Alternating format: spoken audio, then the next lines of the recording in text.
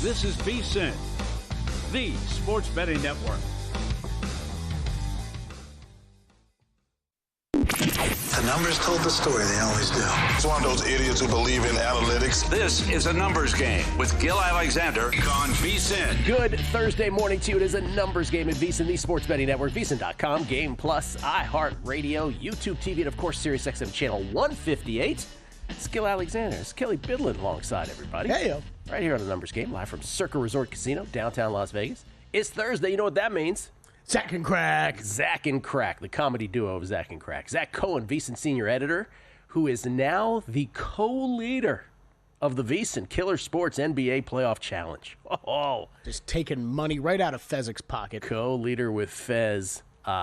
We will have Zach on for his NBA plays tonight, tomorrow night, his thoughts on the two games that remain in the conference semifinals, plus any remaining matches in Rome today in the Italian Open, both on the men's and ladies' side. See if he has any tennis plays as well. Are we sure? Estamos seguros. We're doing that a little later on, too. Kelly will ask me questions and ask the macro question, the existential sports question. Are we sure that these things are true, betting-wise? We'll get into that. And, of course, Unscripted with Crackman Bill Krackenberger a little later on. And, of course, the National Football League. Do you have NFL schedule release fever? A little bit. A little bit. I'll tell you, Mike Somich, Matt Brown did an amazing job on our special schedule release special last night. I listened to a lot of it on the way in today. Just a great job running through different notes for stuff for before the season starts. And as we always talk about, Gil, we've talked about it for years, right? You want to make your season-long prep. You want to make notes and circle spots on calendars for in-season. Matt and Mike did a great job with that last night. When does the schedule go hard? When does it go soft? Right. That kind of thing. Yeah. We'll get into that here momentarily. We start with the National Basketball Association last night. This is probably one of the more ho-hum nights of the NBA playoffs, if you could define ho-hum. Kind of two blowouts is really what it was. The second of which is the end of the Warriors season. What are you going to do? No Steph, no nothing. Timberwolves on their way to their second consecutive conference finals. Timberwolves get it done against the Dubs last night. They win that series 4-1, and do so really kind of easily last night. They led by 7 after 1. They closed the second quarter on a 17-5 run to lead by 15 at the half. They led by 21 after 3. The Warriors would actually get it down to 99-90 with over 7 minutes left, but that lasted for mere seconds. They would never get closer than that. 121-110. Minnesota wins it. Shout out to everybody that got that Warriors plus 11.5 when it was up. Plus 11.5 was everything. Because it got bet down before the game, and we saw it close at 9.5 here. Dribble out ensured that cashed. And that game soared over the total, by the way. Soared over the total. So the T-Wolves move on. They will play, of course, the winner of the Nuggets and Thunder series, Game 6 of which is tonight. Postscript on the Warriors, hey, Podziemski had 28, Kuminga had 26. Figure out something with both of those guys. But, like with the Cavaliers, just a tough way to end the season when it comes down to it. Brutal. With injuries. Tonight, that game, by the way, between the Thunder and Nuggets, it is a standalone NBA game tonight. Game 6 in that series, again, to determine who will play, ultimately, the Minnesota Timberwolves in the Western Conference Finals. If the Thunder win tonight, it's them. Nuggets trying to stave off elimination and force a Game 7 back in OKC. The Thunder, 5-point favorites, total 216. What you got? Those fives are gone. It's 4.5 now, basically everywhere that I'm seeing. So Thunder money coming in. I guess no huge surprise, Gil. I was hoping to monitor this throughout the day and catch a 5 or 5.5 with the Denver Nuggets. So I guess I'm waiting for it to hopefully go back to that point. I'm not going to get in at 4.5. It did make that move here this morning. I would like to look. I expect a strong effort from the Denver Nuggets tonight. I did bet them first quarter money line already. I think they come out early. Try to play Jokic a lot, try to make a statement early in this game, get up, and then I'll avoid them first half, but I would like to grab a +5 full game. I think they do have a bit of an advantage tonight going back home, and I think we see a Game 7, although I will be very happy if the Thunder could just win this and get this over with here. I would, with apologies to your bet and to you, I would love to see a Game 7. Yep. Would love to see a Game 7. By the way, you know who else I think would like to see a Game 7? I think the networks would. Yeah. Minnesota and Indiana are great, great stories, and congratulations to both those fan bases. And if you had tickets on them that are still alive, good on you. But boy, oh boy, they are like Minnesota and Indiana. Oh boy, we need some kind of star power here. And I'm not sure, right? I'm not sure the casual NBA fan is as familiar with the Thunder as they are with Nikola Jokic at this point. So either way, Nuggets tonight. Fives are gone. 4.5-point dog at home, trying to force a Game 7. The other game last night, we finally did have one of the 3-1s because remember Indiana, they absolutely got it done in 5 against the Cavs the other night. But the 3-1 series that is going to a 6th game, and who knows how much longer. Boston staving off elimination last night by beating the Knicks.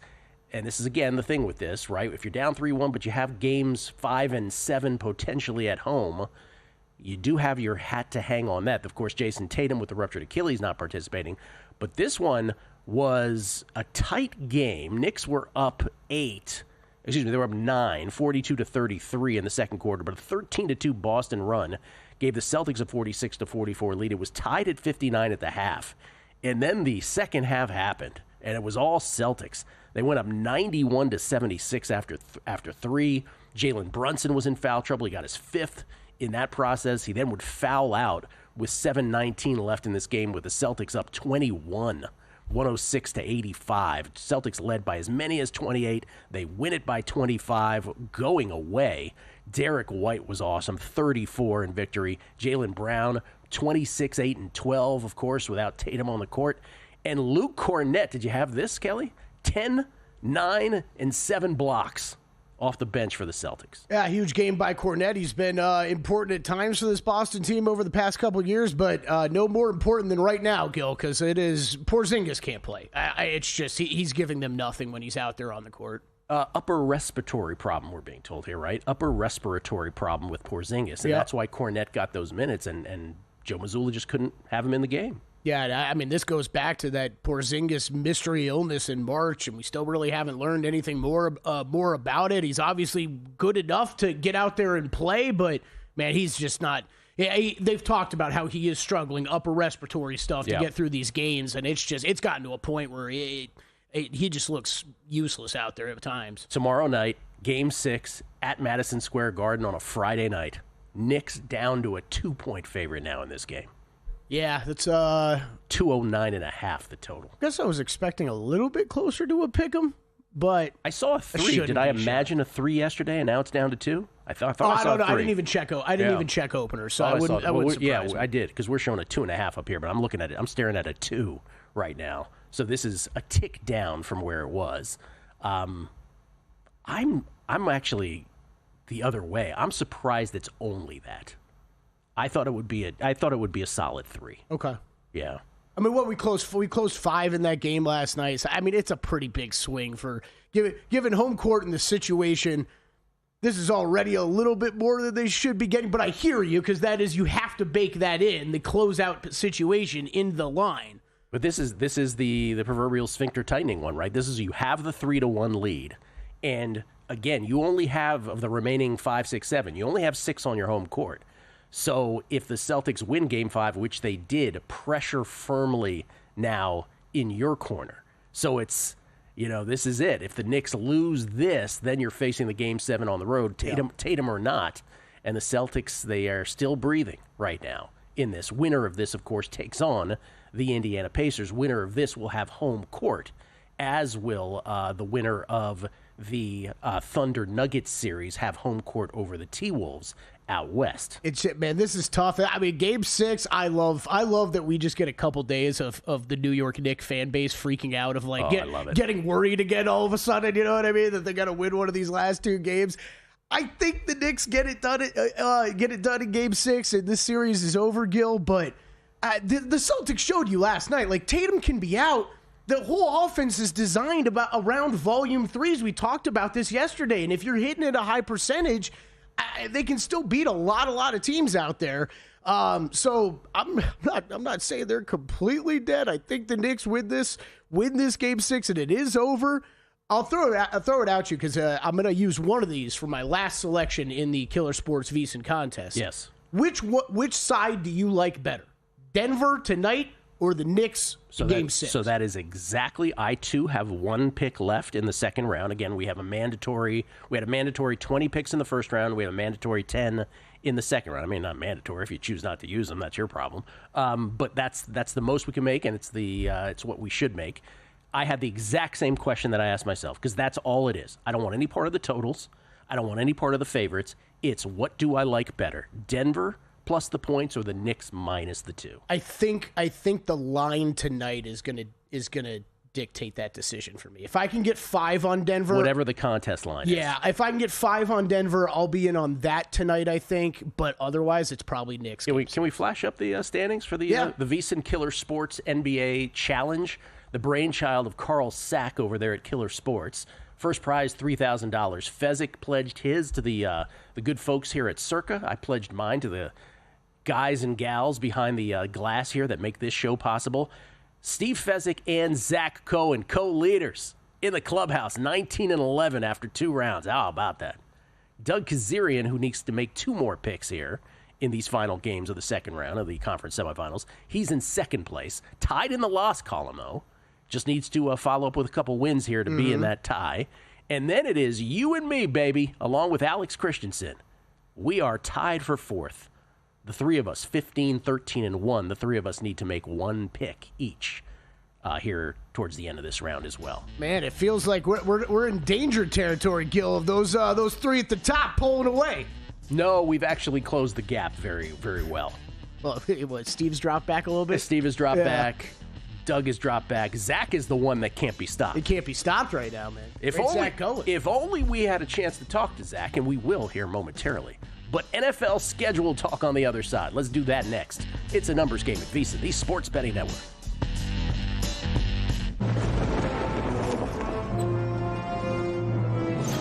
Oh, look! Oh, wow, look at that! Derek, what's the guarantee? Derek? Time to make history. Millions are calling. Look for the Circa Million and Circa Survivor Guarantee on May 22nd, 2025. 2 ways to win. Millions guaranteed. 100% payback. So, Paulie, have you had a chance to read the VSiN Daily yet? Yeah. Came in at 3 a.m. What's Bill doing up that late? Well, rumor has it, it starts off with a 12-hour meditation session. Then he just pours himself over film and live TV, really focusing and taking it all in. Bill's in with the biggest insiders, talking trade secrets, strategies, the whole 9, absorbing the info. And then and only then can the writing process begin.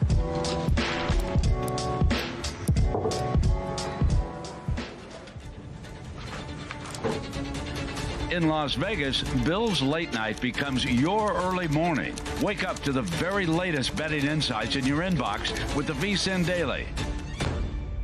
Sign up for free at vsin.com/newsletter.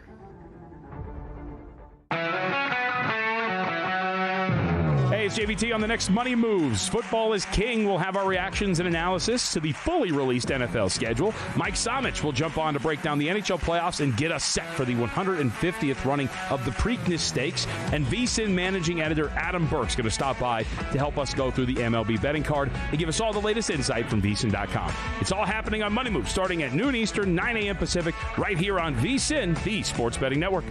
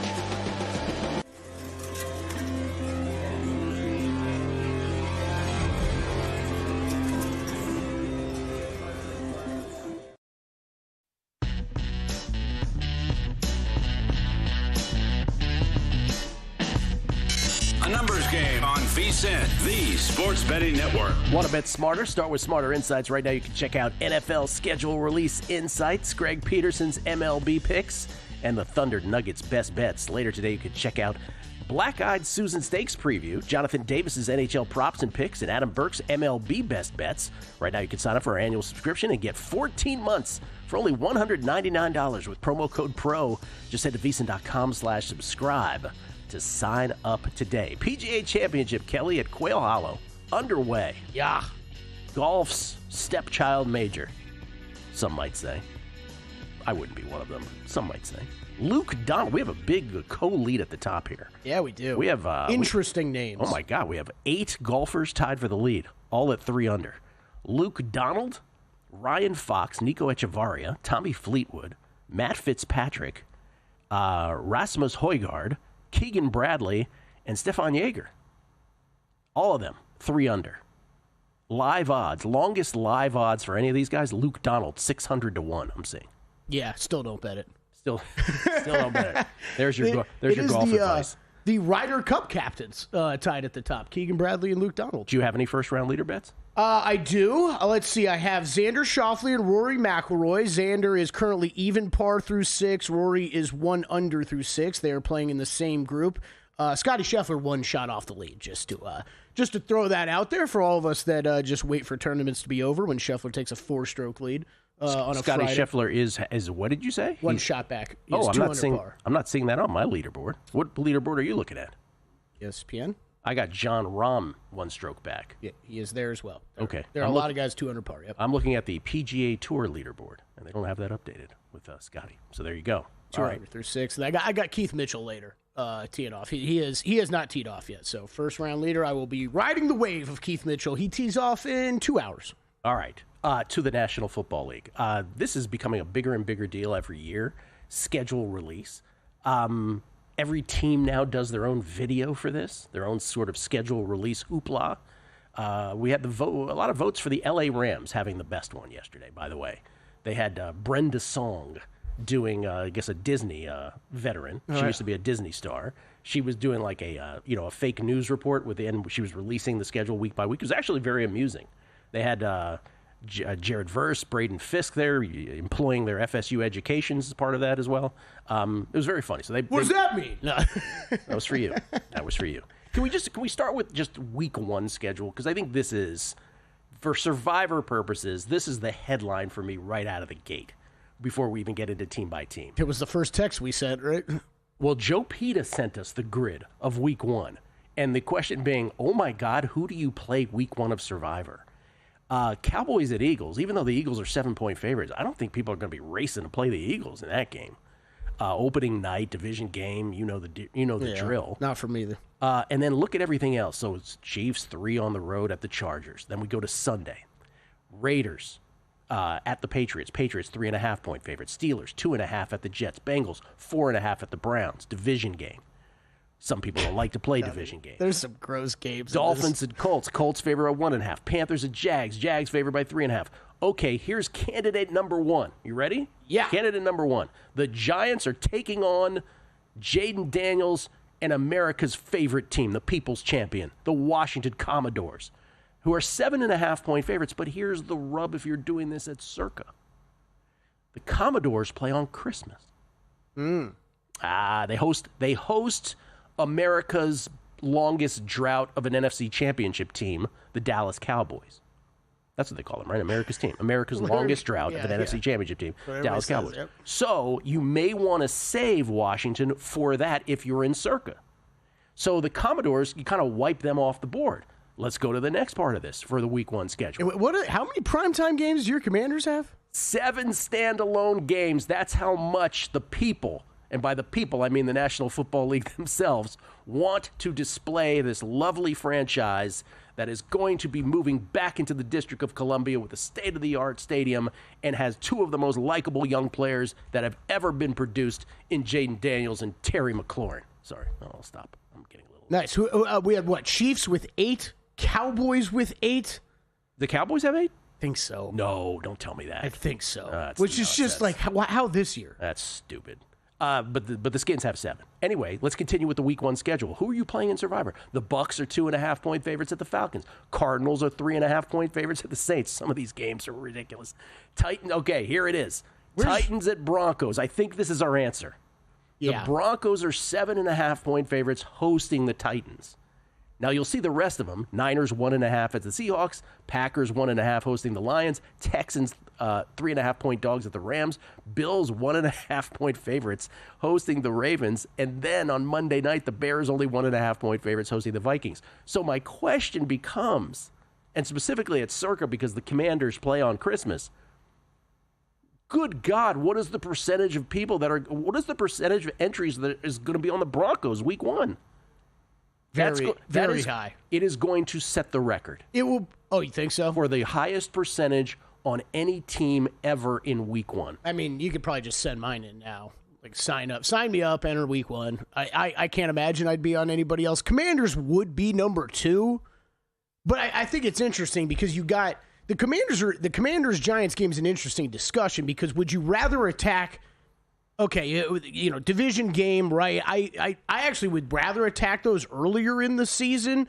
I think as these teams have reset rosters a little bit, you're catching a newer Giants team with newer pieces, right? Everything trying to come together. But the question is, if you're going against the Giants specifically, would you rather play them early or late? Are you going to have Russell Wilson in early, or would you rather attack him when Jackson Dart's in down the road?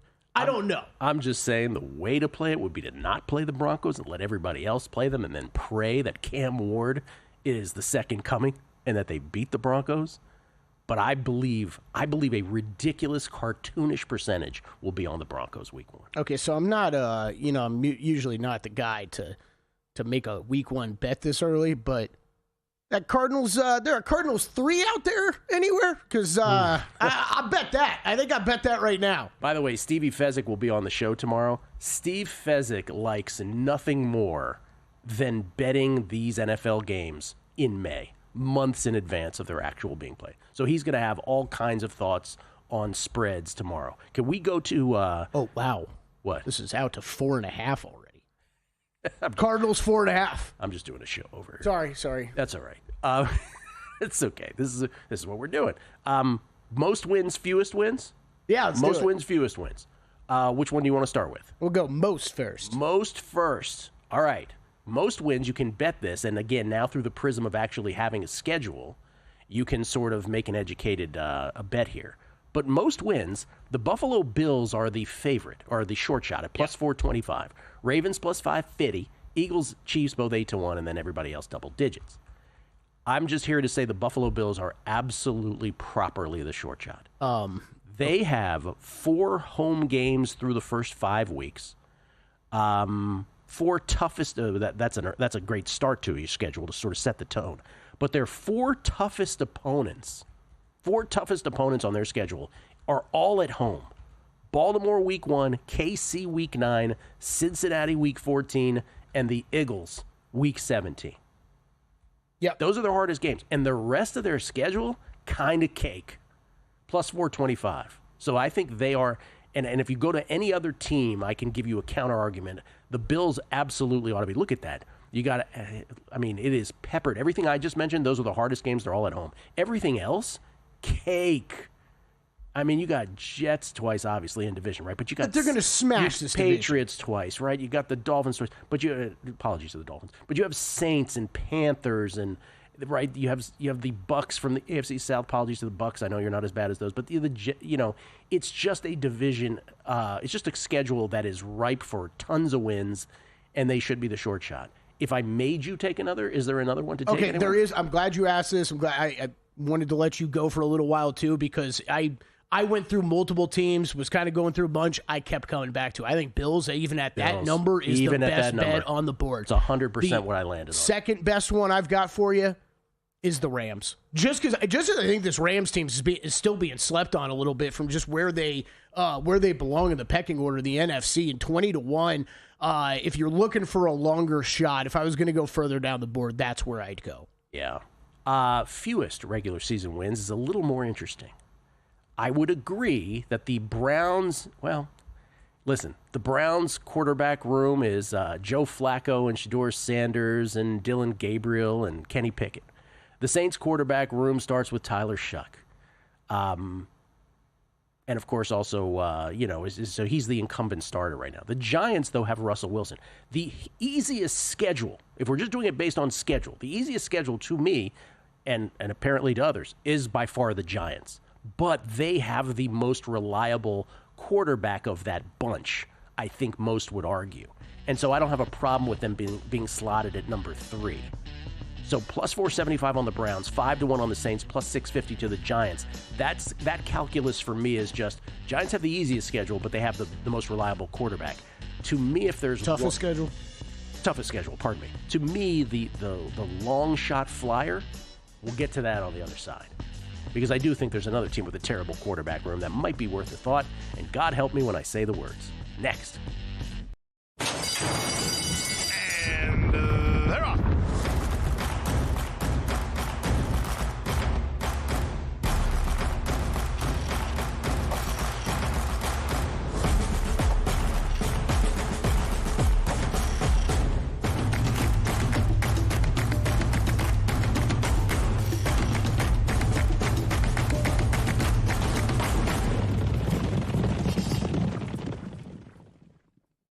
If you're serious about betting this season, it's time to go pro. Right now, you can score 14 months of VSiN Pro for just $199. That's 2 extra months on us. We're talking daily best bets, exclusive splits from DraftKings and Circa, full access to the VSiN Watch app, and all of our betting guides, including the Kentucky Derby and the big one, the NFL betting guide. But don't wait, this offer's gone May 31st. Head over to VSiN.com/subscribe and use the code PRO, P-R-O, to lock it in and join us on the Sports Betting Network.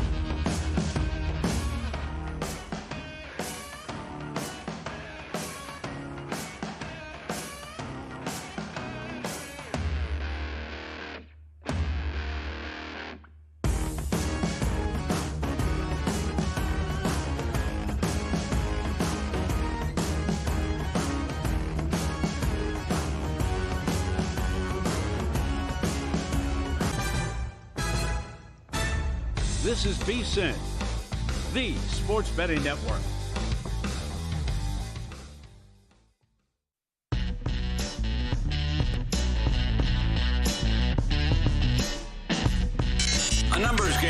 VSiN, the sports betting network. Bet the Preakness Stakes with First Bet and get rewarded. New customers can use promo code VSiN200 to score a 20% rebate on all wagers for the first 60 days, up to $200. That's win or lose, you get paid back. Download the First Bet app or visit first.com/bet. Use promo code VSiN200 to get started today. That's first.com/bet.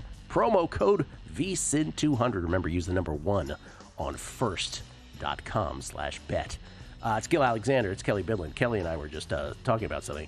I got into a Twitter debate with one of our listeners about the NBA draft lottery and how, I said the coin flip between the Bulls and the Mavs is what ended up getting the Mavs the number 1 pick in the draft. And he went into some existential thing about how can you say that that just because the coin flip, that in a different world where the coin didn't land that way, that the same combinations would have been pulled? Like, was this whole thing? And I'm like, what? No, it's the combinations of the team that ended up in the 11th slot. Anyway, so we got back and forth about it. But as Twitter arguments don't usually go well. But you know how ours ended? He's now bringing us brownies. And so my strategy is to have Kelly eat the first brownie, see how that goes, and then we'll figure out if I'll eat the brownie. Yeah, see, you two will literally break bread. I like that. Yeah. I like that that's the conclusion. However, if you've said anything bad to me before on Twitter, no offense, I love you, but I'm not eating any homemade food that you bring to the studio. He didn't say anything bad to me. We just got into a debate about something. Okay. Yeah. Well, Wyatt, try it. Let me know how the first... Yeah, Wyatt. Wyatt, let me know how the first brownie tastes.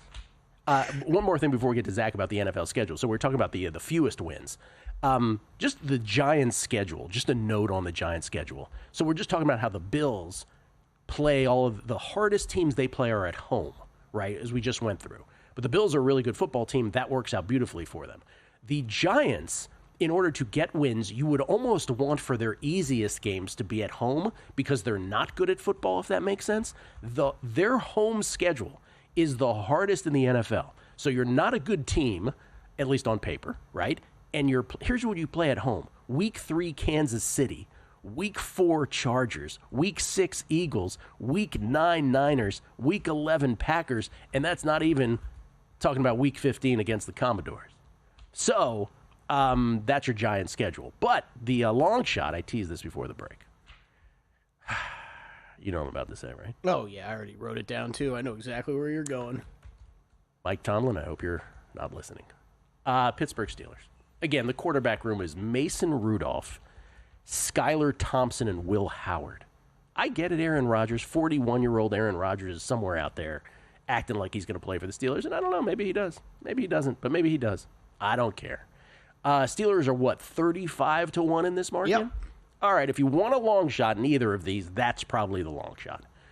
Because the Steelers, again, I don't know if you know this, you don't have a quarterback, you don't have a team.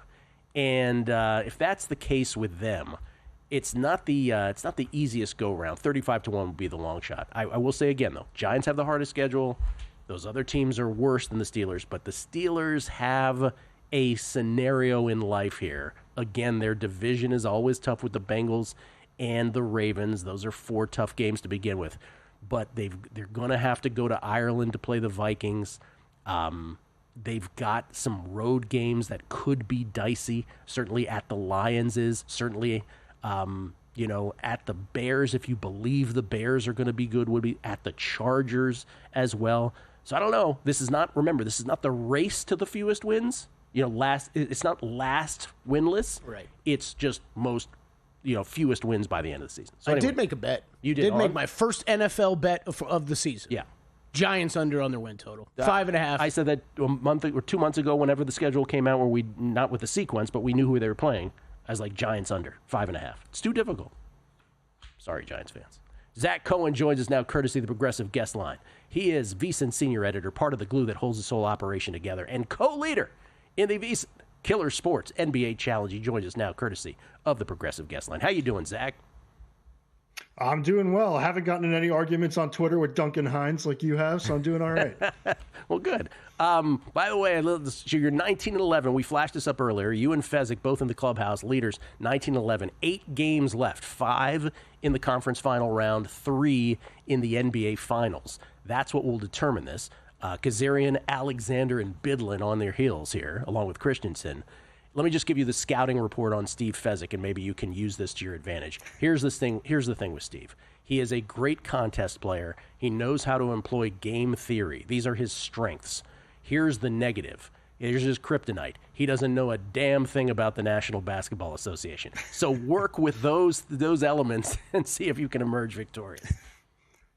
Yeah, I think that I've done well so far because I've had conviction in a lot of series. Like I thought the Cavs would, have trouble with the Pacers. That ended up going well for me. And I thought the Timberwolves would have a lot of success in these playoffs. But I still have some of these strong feelings moving forward. I'm nervous that that's going to be, the undoing of me in the next round. But hopefully it's not. Well, your T-Wolves conviction, when I think of the T-Wolves, I do think of you because you were the one who made the stand on them. And you're like, this team is going to go far. And you have tickets on both the Pacers and T-Wolves, right?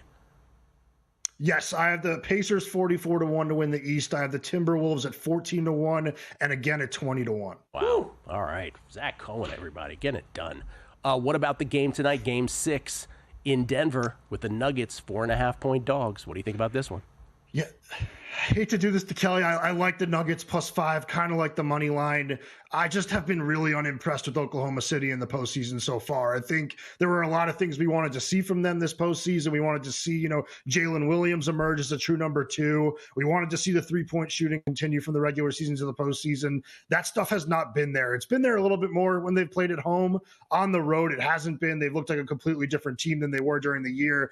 And you look at shot quality stats, you look at NBA Game Report, which is a really good account on Twitter. The Nuggets had a better, expected score in Game 5, and I just do think that going back home to Ball Arena, they're going to win this game. So I think we're going to see 7 in this series. I would lean Thunder in 7, but yeah, it just has not been the same team that we've been handicapping the entire season. All right, and then tomorrow night, Game 6 back in New York, at Madison Square Garden, Friday night. What a scene where the Knicks are 2-point favorites as they try to close out the Tatumless Celtics or face the possibility of going back to TD Garden for Game 7. Yeah, I'll probably be on the Knicks money line. Honestly, I'm rooting for the Celtics to win. I took some really bad parlays earlier in the series, expecting Tatum not to get hurt and for the Celtics to win that Game 4. But I'm still alive there. Don't feel great about them, though. I do think the Knicks are going to win this game. Like, a similar story. I thought the shot quality score for the Knicks was a little stronger than the Celtics last game. Boston shot the lights out last night. I've never really seen anything like that. I think there's an empowerment that comes with playing without a star, where everyone feels the ultimate green light, and there's a pressure for the Knicks not knowing what to expect from the Celtics and wanting to close that game out, but maybe wanting to do it a little bit more at home. I think going back to MSG, they're going to win the series. All right, with your Pacers ticket, who would you rather the Pacers face? The Knicks at full strength or the Celtics without Tatum? I'd rather them face the Celtics without Tatum, but I'm assuming they're going to get the Knicks at full strength. Okay. Because what's interesting about that is if the Celtics were to come back from a 3-1 deficit and beat the Knicks, remember how your feeling about them might be a little different at that point. But you would still want to face the Celtics without Tatum.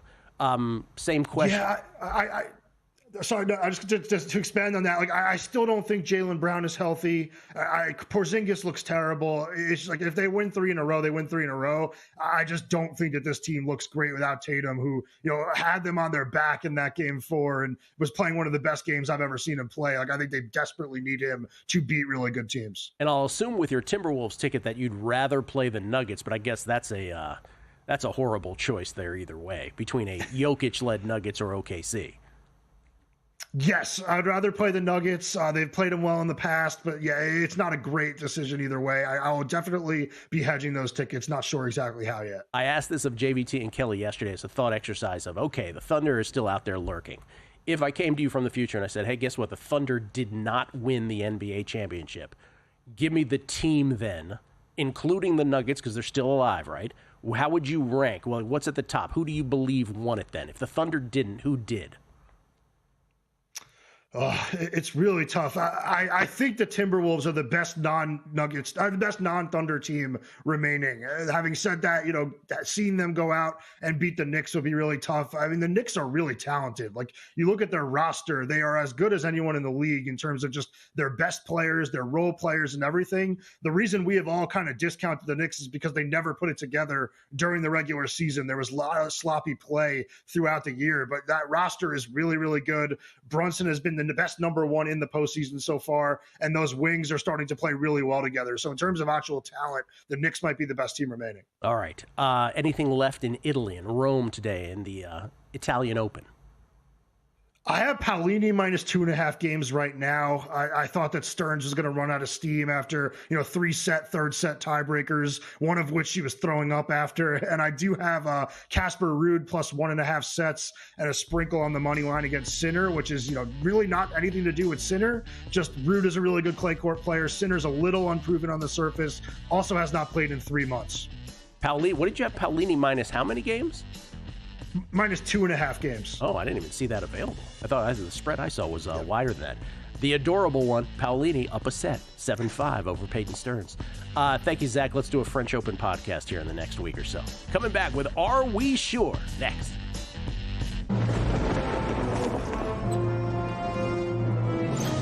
Oh, look! Oh, wow, look at that! Derek, what's the guarantee? Derek? Time to make history. Millions are calling. Look for the Circa Million and Circa Survivor Guarantee on May 22nd, 2025. 2 ways to win. Millions guaranteed. 100% payback. Your favorite VSiN shows and personalities are now available to download as podcasts. Catch every hour of our live broadcast with VSiN Best Bets, or find your go-to show and download it directly. Get instant reactions to last night's games, sharp analysis on today's biggest matchups, and everything in between. Whether you're commuting, working out, or just catching up, VSiN lets you take the action with you wherever and whenever you want. Search VSiN on your favorite podcast platform and get in on the action with VSiN, the sports betting network.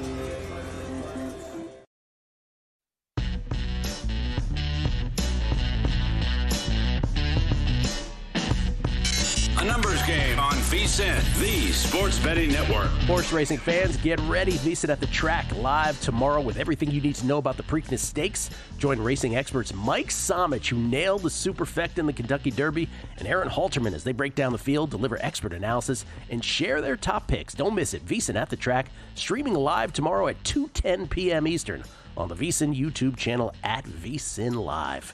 And Mike Somich also on a little program I like to call a numbers game tomorrow. That's right. Yeah. I'm going to do this weird thing and actually listen to what he says this time. I'm like, no pressure, Mike, because I'm going to actually bet whatever you tell me to bet. Instead of just picking one horse out of there and bet him to win. Yeah, but here's the thing. You won't even understand what he says after he says it, right? Because he'll be like 9, 6, 4, 3, 2, 7, 9. Correct, but that's where I'm gonna write that all down. Yeah. And then I'm gonna circle back with him later. I'm gonna say, hey, what does this mean? I've got a race book in front of me. Tell me what to tell the person. I'm just gonna put you on speakerphone. We get tweets at Beating the Book. Best listeners in the game, no doubt about it. Mike Zills Duke 90. Hey, it's your pseudo sister-in-law for the win for best schedule video. Talk about the Rams. Brenda Song, get it? Deborah Song, fashion style. See what he did there.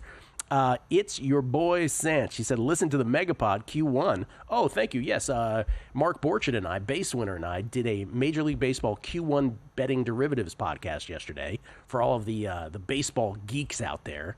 And it's your boy Sant said, listening to the Megapod Q1 right now, and you almost made me wake up my family. They love this blank. I screamed out loud at one point, apparently. Apparently we were cursing on us as well. Mike Zills, Duke 90, mentioning, she says, Brenda Song is a babe from my kids' Disney shows back in the day. And how about the fact that Macaulay Culkin, parlay, dated Mila Kunis and then married Brenda? Well, that is quite the parlay. Nice job by Macaulay Culkin. You wouldn't have had that, would you, after Uncle Buck? Oh, I know this girl. Oh, by the way, again, Kelly just doing his own thing on the side. I couldn't believe we were getting all these tweets about Brenda's song. I didn't know who this was. You got to watch the Rams schedule release. It's great. Brian M., Brian Morianen. Based on how they normally perform, fade the Bengals in the first 2 weeks. We got multiple of those tweets? Oh, yes, we did. We got a lot of Bengals dislike. Yeah, okay. Brian M. also adds, I guess going into the break, he wrote this. Gil wants to bet the Steelers fewest wins. He said, Real Knicks said, after hearing your rousing introduction to the 2025 Commodores, I'm embarrassed now that I'm a Dolphins fan. By the way, you forgot to list Lionel Richie as a likable Commodore. Oh, yeah, he's the most likable Commodore. Walter Orange, William King, they're all in there. Dukes in the PNW. Hey, Gil, any chance the VSiN brass can invest in this for NFL Survivor season? It's the old Plinko thing from Costco. We probably have gotten 100 tweets about that Costco thing. We really have. We will get it. Don't worry, we will get something like that. 3Jack H3131. Sound reasoning on fading the Denver pick week 1. What about Cincinnati? Taylor never has that team ready the first few weeks, and the Flacco, Pickett, Gabriel Sanders-led Browns are going to be feisty early. Bad teams don't know they're bad early. I mean, look, I'm not going back to the well with Bengals in Survivor so early, but that's the only side I could play in that game. You're not catching me betting the Browns week 1 of that game. I'm not doing that. Spence CC. Am I the only one that thinks it's ridiculous to be debating NFL point spread schedule for November 25th? We have no idea what conditions these teams will be in. That, Spence, is why we're leaving that to Stevie Fezzik tomorrow. Yeah, yep. That's why we're doing it, because Kelly and I are kind of on your page. Derby Day. Uncomplicated Survivor Week 1 advice. Fade teams starting rookie quarterbacks, 5-1 the last 2 years. Caleb Williams played a Will Levis-led Titans squad last season. So it was... that exception. Big reason for Denver, right? By the way, Derby Day, not terrible advice at all. Scotty B's murdering us. He said, a tradition unlike any other. Gil and Kelly losing money on a Steelers under. All right, whoa. Scotty, pump the brakes. I circled it to discuss this segment. I will not be betting any money, at least in the next few months, because maybe the season changes things, Gil. But I will not be betting any money on under Steelers anything. Before the season. Cody Holloway, seeing individual CFL game lines pop up at Circa over Gil's shoulder made me so happy, but nothing showing at any of the online books here in North Carolina. Sorry about that. Sorry about the tease. Who do we like this week? Tie Cats? Rough Riders? Blue Bombers? Argos? Argos? Jamie Leva. What kind of brownies are we talking about? You have 20 minutes to get somewhere safe. Talking about the brownies. Jamie, I don't care about if I get that kind of brownie. I'm okay, man. It'll be Friday, whatever. I'll just cruise into the weekend. I'm worried about something a little more dangerous than that. By the way, I definitely did something that I would lay minus 2,500. I did something that you didn't do yesterday. So after I did the podcast with Borcher. That could be a lot of things. Yeah, no. Eat broccoli. I did a podcast with Borcher on Major League Baseball. Again, first fives, first inning stats. We had a ball with it. Then I attended a circumcision via Zoom. Oh, nice. Do you think when the people invented Zoom, they're like, this will be great for circumcisions? A bris? A bris, exactly. A bris. Good. Kelly Bidlin, everybody. A bris. I didn't think you'd know that. Anyway. Do you know I've attended in person? Have you really? Multiple? Really? Multiple. Yeah. Wow. Was there a spigot of blood? Was it okay? Everything go okay? I made sure to keep my distance. Let's just say I stayed by the buffet. Okay, so it's a ritual. It's a cultural. It's a religious ritual that has been passed down through the centuries. It is a sacred event, and me and my buddy Ray are just like we're live texting it the whole time. Like, oh my God, this kid has no idea what he's in for. No idea. This poor kid. Anyway, and the mother is a mess, right? My buddy's beautiful wife, she's a mess because this is the first time that her little boy's facing any kind of adversity, I guess we could say. It's just, oh my God. Well, and what's tradition the father has to hold? The father was not holding, but there's a loved one. That happens though, right? Sometimes, yeah. But I don't ask me the religious questions. I will not have answers. There was always that part that I was actually the most freaked out about because it's like it's one thing to see it to see someone have that done, right? But then to like if you had to hold your own child and have that done, like that's cool. That would be tougher. It's just at one point when it was happening though. And by the way, the moil, I guess they call it. Yeah. It had kind of a shaky hand. Oh boy, yeah. And so you look at everybody on the Zoom, and everybody has this winced expression while it's happening. Everyone's like, ah. Anyway, the boy's doing fine. Anybody holding a knife or a scalpel or whatever of any kind with a shaky hand, stop that now. The pandemic was just a fortuitous use of Zoom. This is real intention. Remote circumcisions. Let's play Are We Sure? Estamos seguros right here on a numbers game. We have no introduction. Yeah, we will next week. Oh! We will next week. Cool.